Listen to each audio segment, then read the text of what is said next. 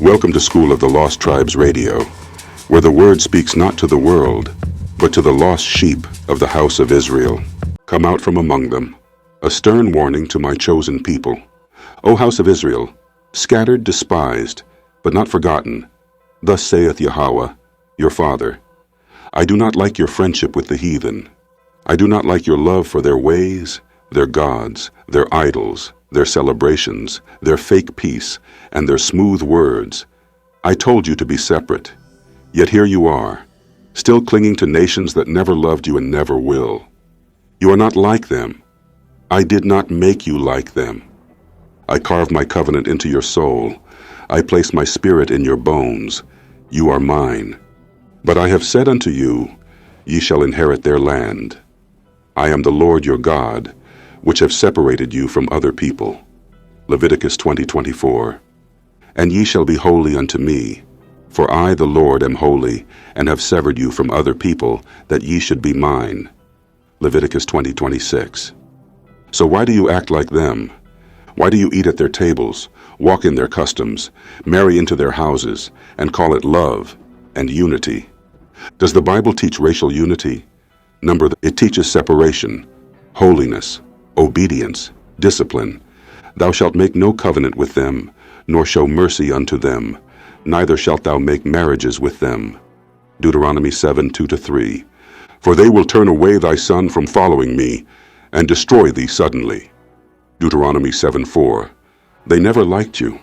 They don't understand how a people hated by the world can still sing, still build, still survive genocide after genocide. They marvel at you, but not in love, in envy, in hate. The Lord thy God hath chosen thee to be a special people unto himself, above all people that are upon the face of the earth. Deuteronomy 7:6. The Lord's portion is his people. Jacob is the lot of his inheritance. Deuteronomy 32:9. O Israel, you are flirting with destruction. You think because you've been sprinkled with religion and dipped in church, that I am pleased. I am not. Ye cannot drink the cup of the Lord and the cup of devils. Be partakers of the Lord's table and of the table of devils. 1 Corinthians 10:20-21. Come out of her, my people, that ye be not partakers of her sins. Revelation 18:4. I gave you my laws. I gave you my prophets. I gave you my son, Yeshua, the high priest after the order of Melchizedek. And you still run to Rome, to Babylon, to Egypt, to idols, to your enemies. That is, they which are the children of the flesh. These are not the children of God. Romans 9:8. Truly in vain is salvation hoped for from the hills. Truly in the Lord, our God, is the salvation of Israel. Jeremiah 3:23. You want peace with your oppressors, but I'm coming with fire. The indignation of the Lord is upon all nations. He hath delivered them to the slaughter. Isaiah 34:2. For by fire and by his sword will the Lord plead with all flesh, and the slain of the Lord shall be many. Isaiah 66:16. The nations gather against you. They say, let her be defiled. Micah 4:11. But they don't understand my plan. They don't know I will gather you, O Zion, and make you strong again. I will make you beat in pieces many people. Micah 4:13. The day of ruling your oppressors is coming. And my son, faithful and true, is returning. In righteousness he doth judge and make war. Out of his mouth goeth a sharp sword, and he shall rule them with a rod of iron. Revelation 19:11-15. Choose. I am your father. I am not your pastor. I am not your friend. I am your Elohim, and I require obedience. Follow my instruction, or perish. Final warning. O Israel, I didn't choose you because you were many. I chose you because you are mine. If you continue walking hand in hand with the heathen, you will fall with them. Come out from among them. Be ye separate, obey me, and live. Yahweh doesn't love everybody, for dummies. They told you God doesn't pick favorites? Wrong. He does. Example you can relate to. Imagine you walk into a car dealership. There are 5 cars on the lot: a Lexus, a BMW, a Benz, a Toyota, and a Chrysler. You look at all of them, but you only want the Lexus. Do you hate the other cars? Not necessarily, but guess what? You chose the Lexus. You put your money down on that one. That's your car. You don't drive the others. You don't make payments for the others. You don't insure the others. They're not yours. That's how Yahweh chose Israel. Let's prove it with the scriptures. I have loved you, saith the Lord, yet I loved Jacob, and I hated Esau. Malachi 1, 2-3.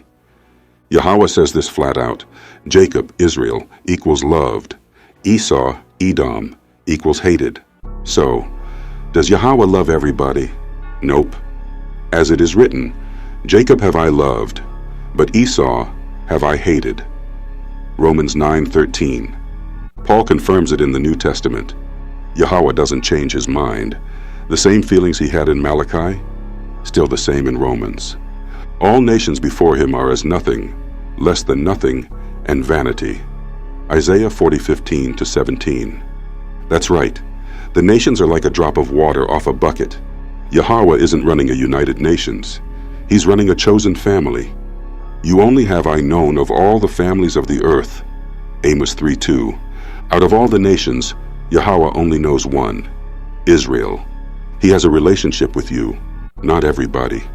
The Lord thy God hath chosen thee to be a special people unto himself, above all people. Deuteronomy 7:6. Not equal, not the same, above all people on the face of the earth. He showeth his word unto Jacob. He hath not dealt so with any nation. Psalm 147, verses 19-20. The commandments, the judgments, the truth, he only gave it to Israel. No other nation got it. Christianity is lying when it says the whole world gets equal access. For thou hast confirmed to thyself thy people Israel to be a people unto thee forever. 2 Samuel 7:24. How long is forever? Forever. The covenant with Israel was never canceled. Final word. For dummies. Summary. Yahweh chose one people, like a man chooses one car. He made a covenant with them only. He gave them the law, the promises, the kingdom. He doesn't deal with the other nations the same way. He said, I loved Jacob. I hated Esau. That's favoritism. That's divine selection. That's truth. So no, Yahweh does not love everybody. He loves his chosen people, Israel. And if you're one of them, you better act like it. Isaiah 10:20-22. And it shall come to pass in that day that the remnant of Israel, and such as are escaped of the house of Jacob, shall no more again stay upon him that smote them, but shall stay upon the Lord, the Holy One of Israel, in truth. The remnant shall return, even the remnant of Jacob, unto the mighty God. For though thy people Israel be as the sand of the sea, yet a remnant of them shall return. The consumption decreed shall overflow with righteousness. Explanation. This prophecy speaks to the future redemption of the scattered house of Israel. Though Israel once relied on foreign powers, those who smote them, Yahweh declares that in the appointed time, the remnant, the survivors of judgment, will turn back to him alone. Verse 20 identifies the returning group as the remnant of Israel and escaped of the house of Jacob. These are physical descendants who had been scattered and punished but are now being restored. They will no longer trust in oppressors or foreign alliances, but will fully rely on Yahweh, the Holy One of Israel, with renewed covenant loyalty. In verse 21, the focus narrows even further. The remnant shall return. This connects directly with the meaning of the name Shir Jashub, Isaiah's son, which means a remnant shall return. This is not a spiritualized group or all believers. It is specifically the seed of Jacob being regathered after judgment. Verse 22 reaffirms that not all Israel will be saved, but only a remnant. Although the nation was once vast, as the sand of the sea, only a portion will return in truth. The judgment, consumption, will be great, but it will result in righteousness. the purification of the true Israelite remnant. This passage is central to understanding that salvation and kingdom promises are for a remnant of Israel, not the entire world. The remnant doctrine reinforces the exclusive covenant and the prophetic hope of the regathering and restoration of the lost tribes under Yahweh Shai. Isaiah 11:11 to 12:11. And it shall come to pass in that day that Yahweh shall set his hand again the second time to recover the remnant of his people, which shall be left from Assyria and from Egypt, and from Pathros, and from Cush, and from Elam, and from Shinar, and from Hamath, and from the islands of the sea. 12. And he shall set up an ensign for the nations, and shall assemble the outcasts of Israel, and gather together the dispersed of Judah from the four corners of the earth. Summary and explanation. In these verses, Isaiah prophesies that Yahweh will once again personally intervene to gather his people, the scattered Israelites, from all the nations where they had been exiled. Verse 11 says, he will set his hand a second time to recover the remnant of his people, showing that this is a focused work of restoration, not a global salvation of all races. The regions listed, Assyria, Egypt, Pathros, Cush, Elam, Shinar, Hamath, and the islands, represent the wide dispersion of Israelites across the earth. Verse 12 makes the mission unmistakable. He will assemble the outcasts of Israel and gather the dispersed of Judah. Both the northern kingdom, Israel, and the southern kingdom, Judah, are being regathered, not the other nations, but the 12 tribes of Israel specifically. Thus, Isaiah 11:11 to 12 confirms that only the descendants of Jacob, the 12 tribes of Israel, are the target of the final regathering, not a universal collection of Gentiles. This regathering fulfills the promises made to Abraham and will result in the restoration of Israel's kingdom under the righteous rule of Yahweh Shai. Isaiah 34:1 through 3. Come near, ye nations, to hear, and hearken, ye people. Let the earth hear, and all that is therein, the world and all things that come forth of it. For the indignation of Yahweh is upon all nations, and his fury upon all their armies. He hath utterly destroyed them, he hath delivered them to the slaughter. Their slain also shall be cast out, and their stink shall come up out of their carcasses, and the mountains shall be melted with their blood. Explanation. In this passage, Yahweh calls all nations and peoples of the earth to witness his righteous fury. This is not a universal appeal to salvation, it is a summons to judgment. In verse 1, he commands the nations to come near and hear his decree. The earth, world, and all things are instructed to pay attention, not for inclusion, but for accountability. Verse 2 reveals the reason. Yahweh's indignation is upon all nations, because of their sins and their treatment of his people Israel. These are the same nations that scattered, enslaved, and oppressed the children of Jacob. Yahweh declares that he has already utterly destroyed them, a prophetic statement of assured future action.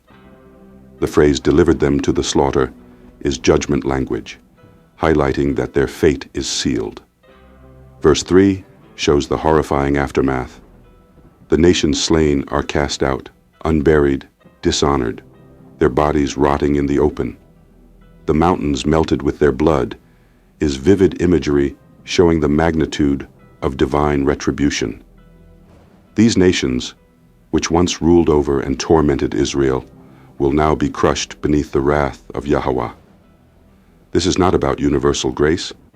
It is about vengeance upon the enemies of Israel and the clearing of the earth to make way for the restoration and rulership of the scattered tribes under Yahweh Shai. James 1:1 James, a servant of Yahweh and of the Lord Yahweh Shai, to the 12 tribes which are scattered abroad, greeting. Explanation. This opening verse is extremely important. James, known as Yaakov in Hebrew, immediately addresses the 12 tribes, not Christians in general, not Gentiles, not the church, but the literal blood descendants of Jacob, Yaakov. James acknowledges that these tribes are scattered abroad, a direct reference to the diaspora of Israel. The Assyrian captivity led to the scattering of the northern kingdom, Ephraim and the other 9 tribes, and later the southern kingdom, Judah and Benjamin, also faced dispersion through Babylonian exile and Roman oppression. Importantly, you note, and Scripture agrees, that Israelite men had spread their seed among foreign women. As Israelite men were scattered among the nations, they often married or fathered children through non-Israelite women. However, biblically, lineage is counted through the father, not the mother. See Numbers 1:18.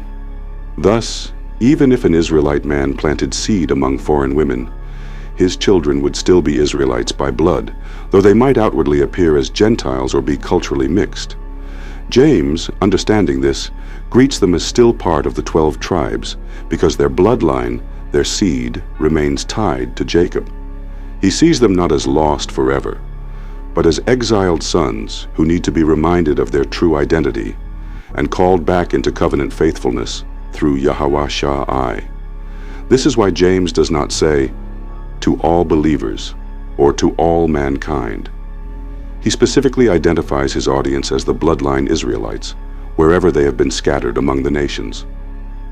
Thus, James 1:1 is a personal prophetic acknowledgement that the promises of restoration, redemption, and regathering belong only to the literal seed of Israel, no matter how deeply they have been hidden among the Gentiles.